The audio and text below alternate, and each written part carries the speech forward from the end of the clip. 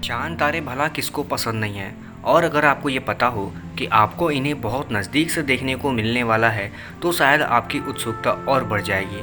इन्हीं सब उत्सुकताओं की वजह से दुनिया में अब ऐसे बहुत सारे लोग हैं और ऐसी बहुत सारी एजेंसियां हैं जो ये चाहती हैं कि आम आदमी को भी अंतरिक्ष की सैर कराया जाए। इस रेस में स्पेसएक्स और आपकी बोइंग जैसी कंपनियां भी हैं जो कि आम आदमी को स्पेस की यात्रा कराना चाहती है और इसके लिए लोग बहुत बड़े अमाउंट में पैसा भी खर्च करने को तैयार हैं। लेकिन क्या आपको पता है कि बोइंग का स्टार लाइनर जो था, जो कि एक स्पेसक्राफ्ट है, अगर ये सक्सेसफुली इस समय लॉन्च हो जाता तो आने वाले समय में ये भविष्य में एस्ट्रोनॉट के लिए, खासकर आम आदमियों के लिए अंतरिक्ष में जाने की जो रास्ते हैं वो पूरी तरह से खोल देता।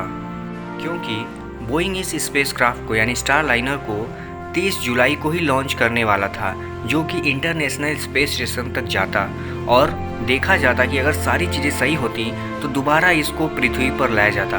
और यह बात तब तक इंश्योर नहीं किया जाता कि अगर सारी चीज़ें ठीक रहती तो आने वाले समय में एस्ट्रोनॉट को, जो कि आम आदमी भी हो सकते हैं, उनको अंतरिक्ष में ले जाकर फिर से सही सलामत वापस लाना बोइंग का काम होता। और ये एक आने वाले समय में आप कह सकते हैं कि आम आदमी के लिए भी एक बहुत बड़ी अपॉर्चुनिटी होती है अंतरिक्ष की यात्रा करना। लेकिन ये सब संभव नहीं हो पाया क्योंकि बोइंग की स्टारलाइनर की जो लॉन्च डेट थी वो लगभग 2 बार डिले हो चुकी है। यानी कि पहली लॉन्च डेट 30 जुलाई को थी, जो कि कैंसिल हो गया, और उसके बाद 3 अगस्त को भी एक लॉन्च डेट रखा गया था जो कि फिर कैंसिल हो गया। और इन सब के पीछे जो कारण बताया गया था वो वेदर और टेक्निकल इशूज़ था।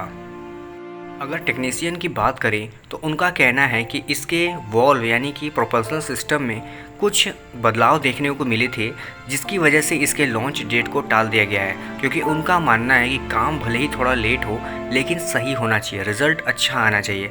अब इसकी जांच की जा रही है और माना जा रहा है कि अगर सारी चीज़ें ठीक रहेंगी तो आने वाले इसी महीने में यानी अगस्त महीने के कुछ दिनों में हो सकता है कि इसकी लॉन्चिंग कर दी जाए।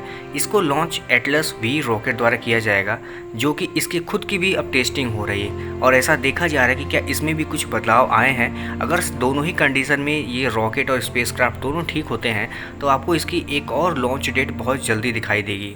हालांकि इस काम में बोइंग का साथ नासा भी दे रही है, क्योंकि नासा की जो टीम है वो इस चीज़ की जांच कर रही है कि रॉकेट और स्पेसक्राफ्ट क्या दोनों सही कंडीशन में अभी हैं कि नहीं। अगर उनमें कोई टेक्निकल इश्यूज़ होगा, ये तब तक दोनों मिलकर इसको निभाएंगे जब तक कि वो पूरी तरह से सॉल्व नहीं हो जाता। हालांकि नासा इसके अलावा भी अलग अलग मिशंस पे काम कर रहा है और एक रिपोर्ट के अनुसार ऐसा माना जा रहा है कि नासा के पास अभी फ़िलहाल बहुत सारे काम हैं। इसीलिए नासा चाहता है कि कुछ प्राइवेट इंडस्ट्रीज़ आएँ जो कि एरोस्पेस में अपना सहयोग दें और नासा के ऊपर से कुछ दबाव कम हो। यानी आने वाले समय में नासा आपको डीप मिशंस करता हुआ दिखाई देगा, जो कि चांद और मंगल के बाहर की चीज़ें होंगी, क्योंकि उसके ऊपर का जो वर्कलोड है ये प्राइवेट सेक्टर ले लेंगे। और आपको बता दें कि इस साल के अक्टूबर महीने में नासा हो सकता है कि अपना एक लूसी मिशन लॉन्च करे, जो कि 12 साल का एक लंबा जर्नी होगा। और ये जर्नी होगा जुपिटर के चारों ओर ट्रोजन एस्ट्रॉइड के साथ। यानी कि ट्रोजन एस्ट्रॉइड के चारों ओर हो सकता है नासा अपने एटलस V रॉकेट की मदद से लूसी मिशन को लॉन्च करे और ये 12 सालों तक उसके चक्कर लगाएंगे और उससे रिलेटेड डेटा कलेक्ट करेंगे। अगर बोइंग ये सब करने में सक्षम हो जाता है तो बोइंग ये बात आराम से कह सकता है कि बोइंग के पास अब ऐसी कैपेबिलिटी है कि वह किसी भी स्पेस मिशन को लॉन्च कर सकता है, उसकी री एंट्री करा सकता है और लैंडिंग करा सकता है, जो कि एक बहुत बड़ी बात होगी। और ये अमेरिका जैसे देशों के लिए एक अपॉर्चुनिटी होगी कि वो अपने देश के लोगों को, अपनी दुनिया के लोगों को अंतरिक्ष की सैर कराकर अपनी इकोनॉमी प्लस अपने साइंस को आगे बढ़ा सकते हैं। हालांकि इस बात की जो पुष्टि होगी कि ये यात्रा सही होगा या नहीं, या बोइंग का सफ़र ठीक ठाक है या नहीं, इस बात की पुष्टि नासा द्वारा किया जाएगा। और नासा द्वारा प्रमाणित हो जाने के बाद उसको ये अधिकार मिलेगा कि वह इंटरनेशनल स्पेस स्टेशन तक अपने एस्ट्रॉइड को ले जाए और फिर रेगुलर बेसिस पर उनको पृथ्वी पर वापस ले आए। इससे क्या होगा कि नासा के जो प्राइवेट सेक्टर हैं जो अमेरिका में हैं, वह नासा के ऊपर से उसके वर्कलोड को कम कर देंगे और आने वाले समय में नासा आपको अलग अलग तरह के और भी ढेर सारे मिशंस करता हुआ दिखाई देगा, जो कि उसके देश की एरोस्पेस इंडस्ट्री को बहुत ज़्यादा बढ़ावा देगा। तो दोस्तों, आपको क्या लगता है कि भारत में भी इस चीज़ को बढ़ावा देना चाहिए या नहीं? हालांकि भारत में इस चीज़ की शुरुआत हो तो चुकी है, लेकिन लेकिन अभी वो इतने एडवांस लेवल पर नहीं है। बट उम्मीद है आने वाले समय में हो सकता है कि भारत में भी कुछ ऐसा देखने को मिले।